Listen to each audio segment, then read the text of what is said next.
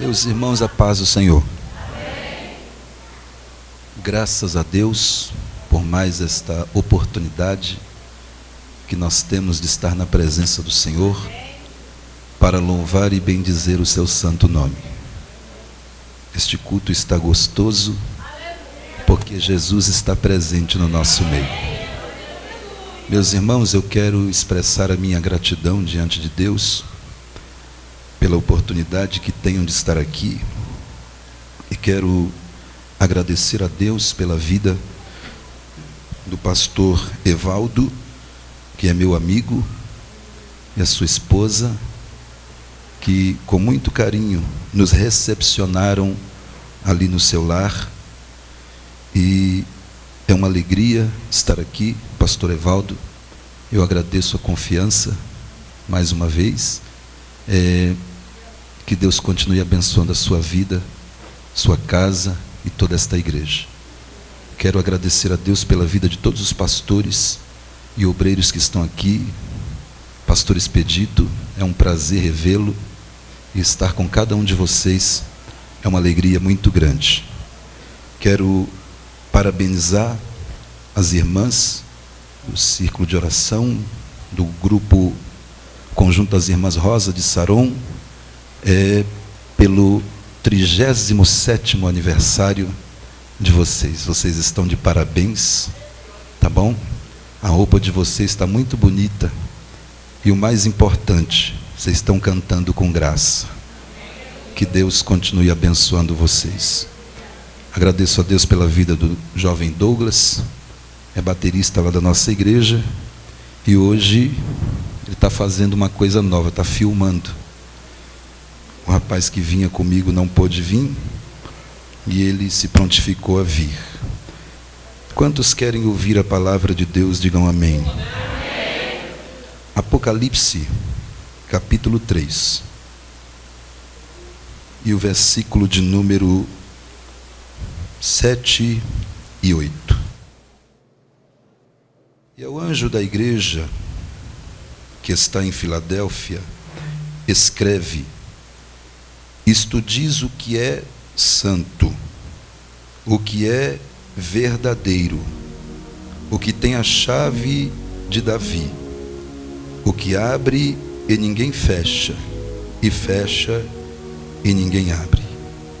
Conheço as tuas obras, eis que diante de ti pus uma porta aberta, e ninguém a pode fechar. Tendo pouca força, guardaste a minha palavra e não negaste o meu nome. Amém? Meus amados irmãos, queridas irmãs, Igreja do Senhor, o livro do Apocalipse, todos nós sabemos que trata-se de uma revelação que o apóstolo João, aquele que a Bíblia também o chama de discípulo amado, ele teve quando estava encerrado na rochosa e solitária ilha de Patmos, por causa da palavra e do evangelho de nosso Senhor e Salvador Jesus Cristo. Ele mesmo, no capítulo de número 1, ele afirma que foi arrebatado no Espírito no dia do Senhor, e ouviu de trás dele uma grande voz como de trombeta, e esta voz disse a ele: escreve as coisas que tens visto, as que são e as que depois destas hão de acontecer. Aqui mesmo está a divisão do livro do Apocalipse. Até o capítulo 4, ele fala-nos sobre as coisas que são. Do capítulo 4 em diante, ele começa a falar acerca das coisas que devem acontecer. No capítulo de número 3, nós temos aqui a sexta carta a igreja de Filadélfia. Quando nós meditamos acerca das cartas às 7 igrejas da Ásia, observamos que, na maioria delas, Jesus, ele, apesar de trazer elogios a algumas igrejas acerca do trabalho, do amor, da obra que estavam prestando para o Senhor, ele também traz uma censura acerca daquilo que estava acontecendo na igreja e que Jesus não estava se agradando. A carta à igreja de Filadélfia, nós costumamos dizer que esta igreja de Filadélfia é um modelo para a igreja atual. A igreja atual deve tê-la como exemplo, uma vez que é a única carta que Jesus não faz nenhuma censura. Jesus não repreende esta igreja por alguma coisa que estivesse acontecendo, que Deus não estivesse se agradando. Com isto não significa que os irmãos da igreja de Filadélfia eram perfeitos, não.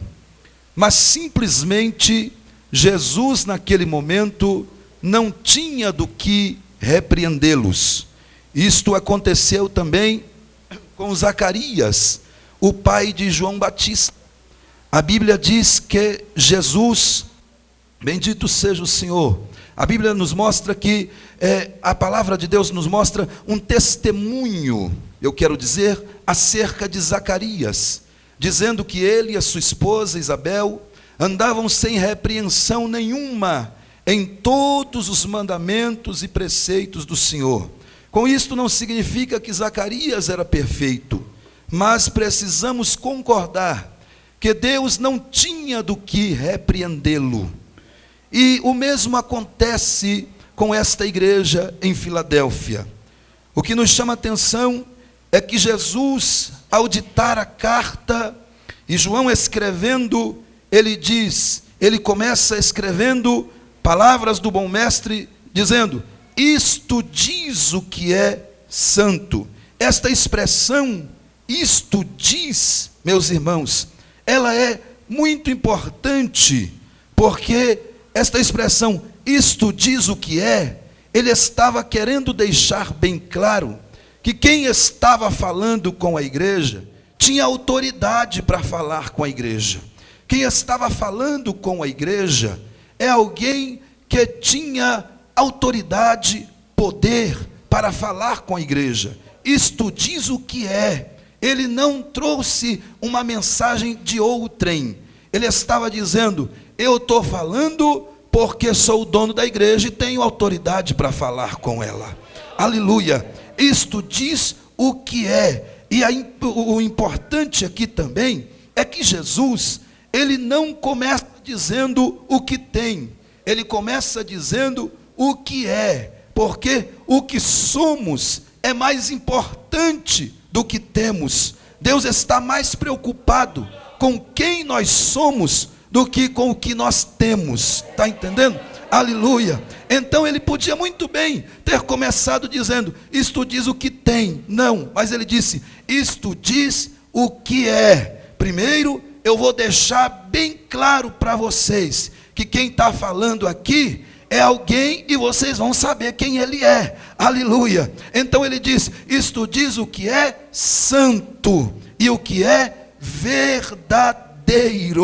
Jesus começa apresentando-se à igreja, falando acerca do atributo, de 2 atributos que fazem parte da natureza de Cristo e afirmam a sua divindade. Aleluia. Primeiro ele diz: isto diz o que é santo. Aleluia. Este é um atributo que faz parte da natureza de Cristo e afirma a sua divindade. Aleluia. Isso é muito importante, a igreja saber que ele é santo, porque a igreja, sabendo que ele é santo, ela descobre algumas verdades. Por exemplo, em Hebreus capítulo 1 e o versículo de número 9, a Bíblia diz que por causa da santidade de Cristo, ele foi escolhido pelo Pai para a missão messiânica. Olha o que diz o versículo 9: amaste a justiça e odiaste a iniquidade, por isso Deus, o teu Deus, te ungiu com óleo de alegria, mais do que a todos os teus companheiros. E o capítulo 1 da carta aos Hebreus, ela fala-nos acerca da superioridade de Cristo. Então está explícito no texto que esta é uma referência a Cristo, que por causa da sua santidade foi escolhido pelo Pai para fazer, para exercer, para cumprir a missão messiânica aqui na terra. Em Hebreus capítulo 4 e o versículo 15, a Bíblia diz que ele foi tentado em tudo, mas não revelou qualquer falha moral. Aleluia. Olha o que está escrito: porque não temos um sumo sacerdote que não possa compadecer-se das nossas fraquezas, porém um que como nós em tudo foi tentado, mas sem pecado. Oh, glória a Deus. Em Efésios, no capítulo 5 e o versículo 27, Paulo escrevendo à igreja em Éfeso, ele diz que Cristo entregou-se na cruz para santificar a igreja. Olha o que ele diz lá na carta aos Efésios, no capítulo 5, lendo a partir do versículo 25. Vós, maridos, amai as vossas mulheres, como também Cristo amou a igreja, e a si mesmo se entregou por ela, para a santificar, purificando-a com a lavagem da água pela palavra, para apresentar a si mesmo igreja gloriosa, sem mácula, nem ruga, nem coisa semelhante, mas santa e irrepreensível. O que é que nós descobrimos aqui? Que a nossa ligação com Cristo é que nos torna separados do pecado. A nossa ligação com Cristo, por isso precisamos estar ligados com Cristo. Hebreus 12, 14, a Bíblia diz que sem a santificação ninguém verá o Senhor. Aleluia. É Cristo que santifica a igreja. E talvez alguém esteja olhando e dizendo: mas como Jesus santifica a igreja? Ele santifica a igreja através da palavra. Aleluia. Enquanto a palavra está sendo ministrada aqui, Jesus está santificando a igreja através da palavra. Aleluia. E aí o momento em que você vai absolvendo, que você vai recebendo a palavra vai te santificando, e você vai adquirindo uma intimidade, uma comunhão mais profunda com o Senhor. Esta noite aqui, enquanto a palavra está sendo ministrada, Deus está santificando a igreja. Tem gente que entrou aqui e ainda nem teve força para dar glória a Deus, ainda nem falou em línguas estranhas, talvez porque alguma coisa manchou as suas vestes, alguma coisa te afastou desta comunhão, e você no seu coração está aí dizendo: eu não quero sair daqui da mesma maneira que eu entrei. Não se preocupe, a palavra já está te santificando. Aleluia. E você vai começar a sentir a presença de Deus. Aleluia. No momento que você sentir a presença, você vai começar a glorificar, e aí você vai chegar mais perto. Tá entendendo? Porque eu costumo dizer que glória a Deus é coisa boa, e toda vez que a gente manda coisa boa lá para cima, Deus manda coisa boa de lá de cima para nós também. Então, se você ainda não deu glória, faça isso agora. Levante a tua mão e glorifique ao Senhor. Aleluia. Deus Deus é santo. Jesus, meus irmãos, Ele é santo. Isto diz o que é santo. Em outras palavras, ele estava querendo dizer: isto diz aquele que não compactua com o pecado. Isto diz aquele que não compactua com a imundícia, com a impureza, porque ele é santo. Nós precisamos seguir o exemplo da igreja de Filadélfia e estar com os olhos abertos, porque nesses tempos em que nós estamos vivendo, Satanás ainda tem usado aquela estratégia de querer entrar dentro da igreja com sapatinho de algodão, está entendendo? Trazendo mundanismo, trazendo coisas que não devem, que não são lícitas aos cristãos, está entendendo? Para afastar você da santidade. Mas esta noite Deus está dizendo: limpa as tuas vestes através da palavra. Não deixe que as coisas deste mundo te tire da santificação que você tem alcançado através de Cristo Jesus, da sua ligação com Ele, do seu contato com Ele. Sabe por quê? Porque são os últimos dias da igreja na face da terra. Aquele que é santo em breve vem buscar a igreja, e a Bíblia diz que a porta é apertada. Aí tem gente que está dizendo assim: a porta é apertada, mas passou por ela, está dentro. É, irmão, mas a mesma Bíblia que diz que a porta é apertada, também diz que o caminho é estreito. Aleluia. E esse caminho estreito, irmão, quanto mais você anda nele, mais estreito ele fica. Quanto mais você anda nele, a prova aumenta, o vale aumenta, a luta aumenta. Mas eita, caminho gostoso de caminhar, porque quanto mais você anda nele, pode aumentar a luta, pode aumentar a prova, mas não falta a alegria do Espírito Santo na sua alma, não falta a presença de Deus na tua vida. E esta noite Deus te trouxe aqui dizendo: permanece no caminho, não olhe para a direita, não olhe para a esquerda, não olhe para trás, permanece olhando para o alvo, que é Jesus de Nazaré, o santo de Israel, o santo da igreja. Sabe por quê?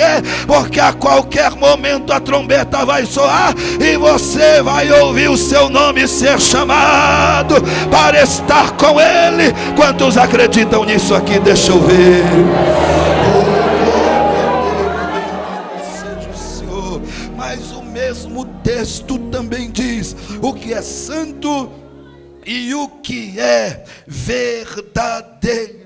Verdadeiro aqui é o mesmo que fiel e totalmente digno de confiança. Aleluia. Jesus é fiel e é totalmente digno de confiança. Os homens, meus irmãos, eles traem a confiança uns dos outros. Todos os dias alguém trai a confiança de alguém. Os homens traem a confiança porque são infiéis na política, são infiéis nas finanças, são infiéis nos negócios, são infiéis alguns até na posição eclesiástica em que Deus o colocou. Mas Jesus, irmão, ele nunca foi infiel. Jesus é fiel. Jesus foi fiel ao Pai, foi fiel à sua missão aqui na terra. Aleluia. Tanto que Paulo, escrevendo aos Filipenses, ele destaca a obediência de Cristo e diz: pelo que? Ou seja, por causa do que? Por causa da sua obediência, por causa da sua fidelidade até a morte, e morte de cruz. Ele diz: Deus o exaltou soberanamente e lhe deu um nome que é acima de todo nome. Nome este que todos os que estão no céu, na terra e debaixo da terra terão que se dobrar diante dele e dizer que só ele é Senhor. Aleluia. E Jesus, meus irmãos, ele foi fiel à sua missão aqui na terra, é fiel ao Pai e é fiel também para cumprir todas as promessas que Ele fez à sua igreja aqui na terra. Se o homem te prometer alguma coisa, ele pode ser infiel, não é digno de confiança. A Bíblia diz que maldito é o homem que confia no outro. O homem não é digno muitas vezes de confiança, aleluia. Mas Jesus não, irmão. Jesus, quando Ele faz uma promessa, aleluia, pode passar o céu e a terra, mas a promessa dele vai se cumprir na tua vida. Quando Jesus faz uma promessa, pode se levantar os demônios do inferno inteirinho. Jesus está dizendo para você: por que é que você está triste? Por que é que você está aflita? Por que é que você está de cabeça baixa? Quem te fez a promessa não foi o homem. Quem te fez a promessa é aquele que a Bíblia diz que Ele é fiel e totalmente digno de confiança. Então nessa noite Ele te trouxe aqui para dizer: levanta a tua cabeça, porque quem te fez a promessa ainda está no trono. Quem te fez a promessa ainda manda na igreja. Quem te fez a promessa ainda cuida da igreja. E Ele está dizendo: toma posse, porque a promessa vai se cumprir na tua vida.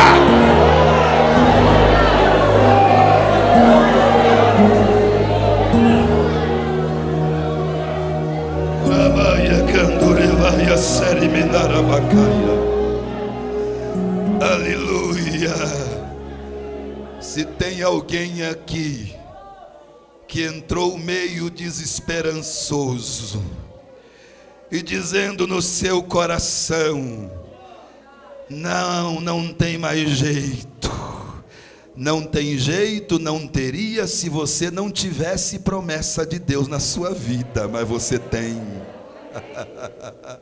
E quando eu falo de promessa, eu não posso esquecer de dizer à igreja que Jesus fez uma promessa e subiu ao Pai, dizendo: eu vou voltar para buscar vocês. E pode passar o tempo que passar, mas não duvide da promessa que Jesus te fez. Porque tem gente aí dizendo assim: mas a minha avó era crente, dizia que Jesus ia voltar e Ele ainda não voltou. Minha bisavó era crente, dizia que Jesus ia voltar e Ele ainda não voltou. Um dia um irmão olhou para mim e disse: pastor, eu acho que Jesus não vai voltar não. Ele falou isso para colocar medo de nós, para nós não desviar. Eu olhei para ele e disse: meu irmão, não fale uma coisa dessa. A Bíblia diz que todas as promessas de Deus têm por Ele um sim, um aval, a certeza que hão de ser cumprida. Aleluia. Não importa a luta que você está passando, não importa qual é o vale que você está enfrentando, continua dando glória, continua no caminho, continua adorando, porque a qualquer momento a trombeta vai tocar. E Jesus vem. Levante a mão e diga: Jesus vem. Aí depois ele diz assim à igreja, é o versículo tema desta festividade: conheço as tuas obras, oh glória. Ou melhor, antes ainda no versículo 7 ele diz: o que tem a chave de Davi, o que abre ninguém fecha, e fecha e ninguém abre. Essa expressão aqui, chave de Davi, significa poder e autoridade no seu ofício monárquico, poder e autoridade para reinar. Aleluia. Quando Jesus disse à igreja: eu tenho a chave de Davi, duas coisas ele estava querendo dizer à igreja. Primeira coisa que ele estava querendo dizer à igreja: eu tenho controle absoluto de todas as coisas. Aleluia. Eu tenho a chave do reino, eu tenho poder e autoridade para reinar. Controle controle absoluto. Por que você está com medo das ameaças do teu adversário? Por que você está com medo do teu casamento acabar? Por que você está com medo do diabo matar o teu ente querido que ainda não está na presença de Deus? Você está orando, você está com o joelho no chão, você está clamando. Jesus está dizendo: você pode até perder o controle das coisas, mas eu, teu Senhor, ainda não perdi o controle da tua vida. Ele tem o controle absoluto de todas as coisas. E a outra coisa que Jesus estava querendo dizer à igreja é que Ele tem o controle das riquezas do reino, porque quem tinha a chave do reino também tinha a chave do tesouro real, também tinha a chave dos tesouros do reino, como aconteceu com Eliaquim nos tempos do rei Ezequias. Ele tinha a chave da casa do tesouro, porque possuía a chave do reino. Jesus está dizendo: eu tenho a chave da casa do tesouro. Aleluia. O que é que você pede a Ele nesta noite? O que é que você precisa? Ai, mas eu não posso, eu não tenho condições, o que eu preciso não está ao meu alcance. Mas Jesus está dizendo: mas eu vou te dar, porque eu tenho a chave do tesouro real. Tudo está na minha mão. Então levante a tua mão agora, por gentileza. Eu quero que você feche os teus olhos por um minuto e faça um pedido a Deus. Mas não peça aquilo que está a teu alcance, peça aquilo que não está a teu alcance, porque Jesus está dizendo: eu tenho a chave do tesouro real. É renovo que você quer? Então pede para Ele nessa noite. É batismo no Espírito Santo que você quer? Então pede para Ele nessa noite. É chave de uma casa? Pede para Ele nessa noite. É uma porta de emprego? Pede para Ele. É uma cura de uma enfermidade? Pede para Ele, porque Ele tem a chave do tesouro real. Aleluia, aleluia. Jesus vai honrar a tua fé. Jesus vai honrar a tua fé. Jesus vai honrar a tua fé.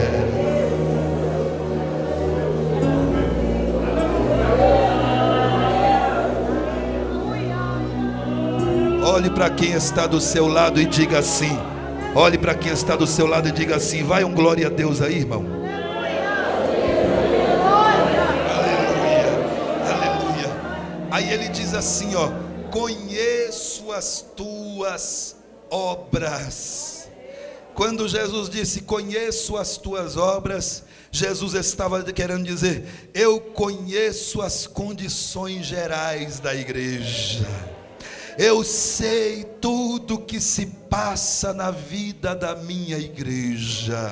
Jesus conhece as condições gerais da igreja. Jesus estava querendo dizer: eu conheço a condição financeira da igreja, eu conheço a condição moral da igreja, eu conheço, naquela época estava também referindo-se a isso, eu conheço a condição política da igreja, eu também conheço a condição espiritual da igreja. Jesus conhece todas as suas condições, as condições que lhe cercam. Jesus sabe tudo o que se passa na sua vida. Ele conhece o nosso deitar e o nosso levantar. Jesus conhece tudo o que se passa na nossa vida. Então nunca deixe Satanás soprar no teu ouvido na hora da tua luta, na hora da tua prova, dizendo: está vendo aí, teu Deus nem está te vendo,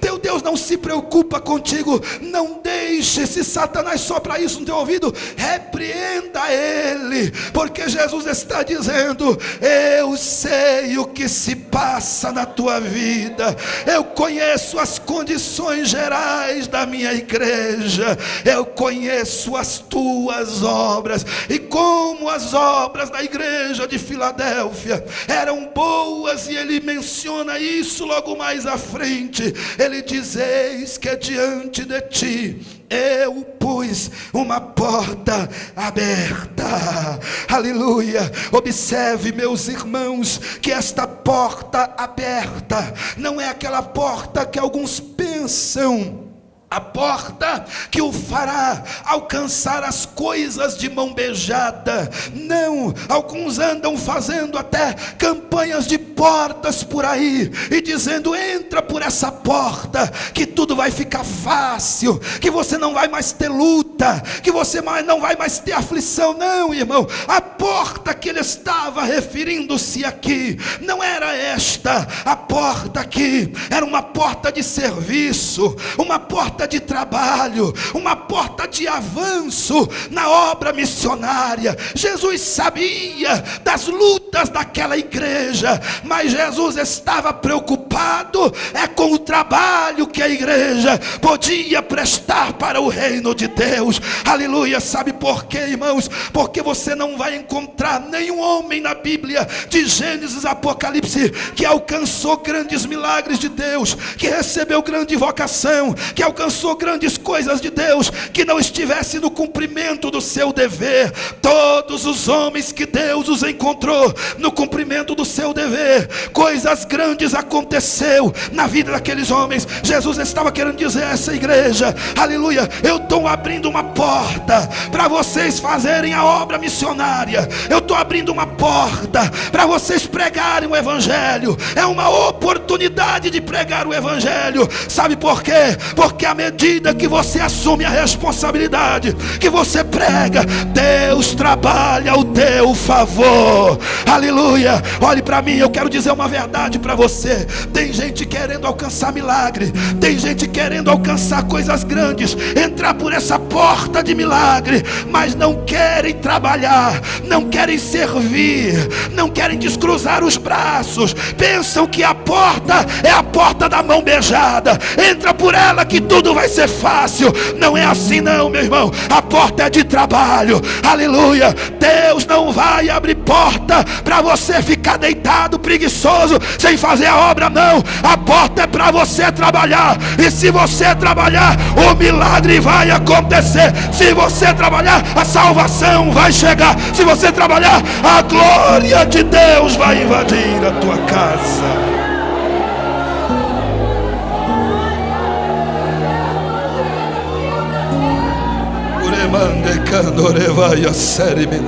Levanta a tua mão, levanta a tua mão, levanta a tua mão, levanta a tua mão bem alto, levanta a tua mão bem alto. Aleluia. Eu quero que você, por 30 segundos só, 30 segundos só, com a tua mão levantada, você dê uma palavra de glorificação a Deus aí mesmo aonde você está, e diga: Jesus, eu vou entrar por essa porta, eu vou fazer a tua obra, eu vou fazer a tua vontade. Olhe para mim, por favor. Olhe para mim, por favor. Encorajamento contra a oposição. Pense, olhe para mim, pense num tempo em que a igreja tem sido perseguida. Estão querendo calar a igreja, estão querendo afugentar a igreja, estão querendo fechar as portas dos nossos templos, estão querendo calar os pastores que nas praças pregam, estão querendo calar a igreja para que não fale em público o evangelho. Aleluia. Mas se você olhar em toda a história da igreja, não houve um tempo em que a igreja cresceu mais como nos tempos das grandes perseguições.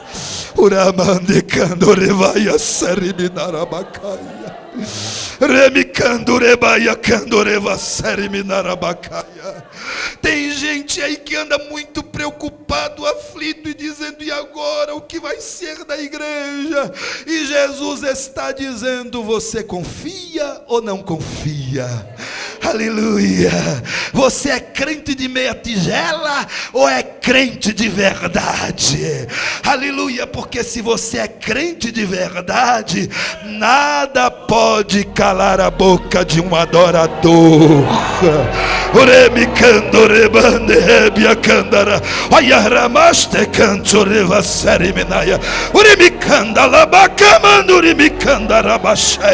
Olhe para mim, por gentileza. Aleluia. aleluia, isso aqui não está no esboço não, foi o Espírito Santo que me deu agora. O diabo está muito preocupado, você sabia disso? Que Satanás anda preocupadíssimo, porque ele tem trabalhado, tem feito de tudo para calar a igreja, mas quando ele olha de lá, ele só vê a igreja crescendo, e vai continuar crescendo. Urimicanda labacama surimicanda ramaya. Aleluia. Sabe por quê? Enquanto tiver revelação de Deus dentro da igreja, a porta não vai se fechar. Enquanto Jesus estiver no meio dela, a porta não vai se fechar.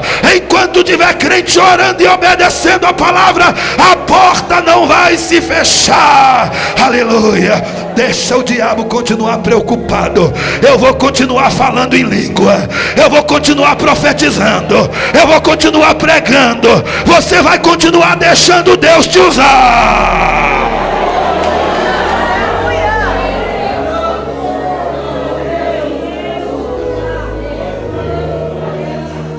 Coragem, crente, coragem. Aí ele diz assim: ninguém a pode fechar, porque tendo pouca força,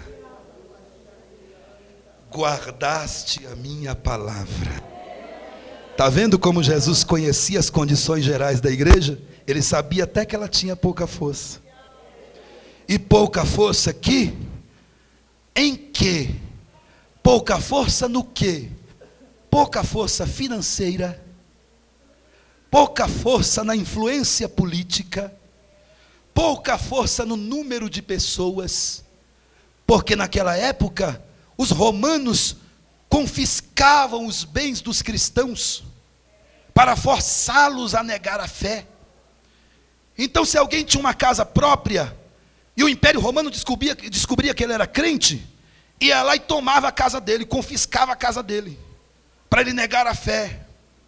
Também alguns historiadores dizem que naquela época houve um terremoto que abalou a cidade de Filadélfia, e muitas pessoas haviam saído de lá. Havia ficado um número pequeno de crentes na igreja. Então ela tinha pouca força, não tinha influência política, não tinha poder econômico, financeiro, e o número de cristãos era pequeno. E era uma igreja formada por uma maioria de pessoas de uma classe mais simples, de uma classe bem menos favorecida da sociedade. Então Jesus olhou e disse: eu sei que vocês têm pouca força, aleluia, mas pouca força, irmão, na questão financeira, na questão política, no número de pessoas, mas espiritualmente falando, essa igreja era um gigante, aleluia, era uma igreja que tinha muita força. E a continuação do verso diz: porque tendo pouca força, mas tem uma coisa, vocês têm guardado a minha palavra. E guardar a palavra aqui, aleluia, é observar os preceitos e mandamentos do Senhor. Eram crentes que quando alguém chegava e tomava a casa dele, dizendo: não é mais sua, só vai ser sua se você negar a fé, ele dizia: pode levar, aleluia, eu estou aqui de passagem, meu negócio é lá em cima, eu estou aqui de passagem, em breve eu vou para lá, e lá o tesouro que eu tenho vocês não podem roubar. Aleluia. Então, meus irmãos, eles observavam os preceitos e mandamentos do Senhor. Ele disse assim: e não negaste o meu nome. Não negar o nome aqui, eu termino agora, é separar-se do pecado. Não negar o nome aqui é viver em santidade. Não negar o nome aqui é rejeitar as ofertas do mundo.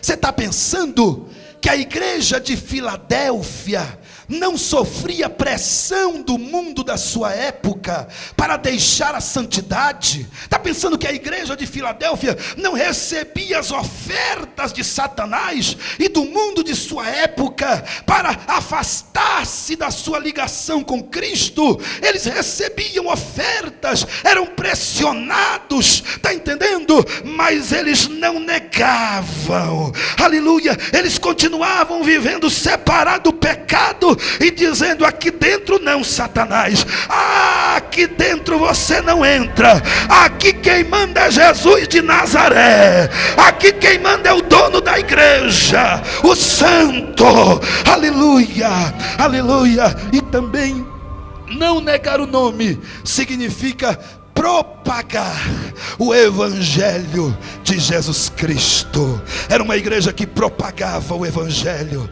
era uma igreja que Satanás fazia de tudo para calar, mas não calava. Você sabia que quando o Espírito Santo toca no seu coração, para você pregar para alguém, para o teu vizinho, para um parente seu, para alguém que você conhece, e você se nega a pregar, você está negando o nome de Jesus. Nós não podemos nos negar a pregar o evangelho.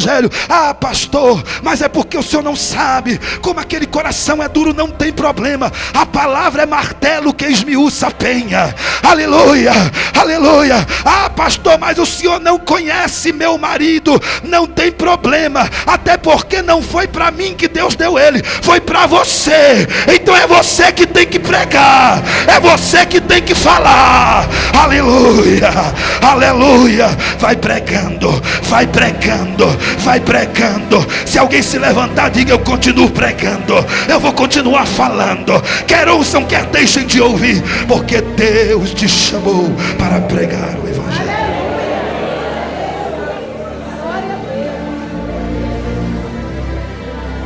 Agora sim, agora fica de pé. Olhe para mim, por favor. Aí tem uma parte do texto bíblico, fica aqui, meu filho. Tem uma parte do texto bíblico que ele diz assim: guarda o que tens, para que ninguém tome a tua coroa. Jesus só manda guardar o que você tem. Muito simples. Ele não mandou guardar o que você não tem, ele mandou guardar o que você tem. Porque o diabo não quer roubar o que você não tem, ele quer roubar o que você tem. Só que tem gente que tem e esqueceu que tem, não sabe que tem. Alguns sabem que tem e esqueceu que tem, mas você tem, você tem. Ah, pastor, essa mensagem aí sobre pregar, sobre falar, deve ser para os pastores. Não, você também tem. Você tem. Jesus investiu em você também. Está entendendo? E se tem alguém aqui que não tem, Jesus está dizendo: eu trouxe você aqui para te dar. Aleluia. Guarda o que tens. Quando ele diz guarda o que tens, ele está deixando claro: alguém vai querer tomar, alguém vai querer te roubar. E tem gente aqui que Jesus está dizendo: cuidado com esse laço, cuidado com essa armadilha, guarda o que você tem, porque teu adversário quer te tomar. E se você não vigiar, você vai perder. Tem alguém aqui que Jesus está falando: guarda o que você tem. Essa proposta não é de Deus, é para te derrubar. Guarda o que você tem. Aleluia. Eu quero orar com você. Eu quero orar. Eu imagino que quando essa carta chegou à igreja de Filadélfia, eu não sei que dia foi, que culto foi que ela foi lida na igreja de Filadélfia, mas eu imagino que foi um culto que Deus renovou muitos crentes. Eu imagino que foi um culto que Deus derramou uma unção grande, e dizendo: essa porta que eu estou abrindo, vocês só vão fazer se o vaso estiver cheio de azeite. Olhe para quem está do teu lado e diga: como é que está teu vaso?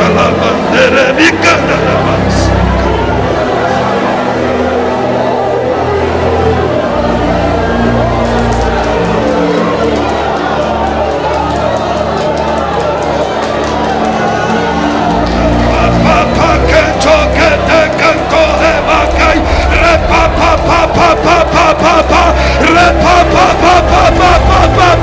Quem está vivo da glória?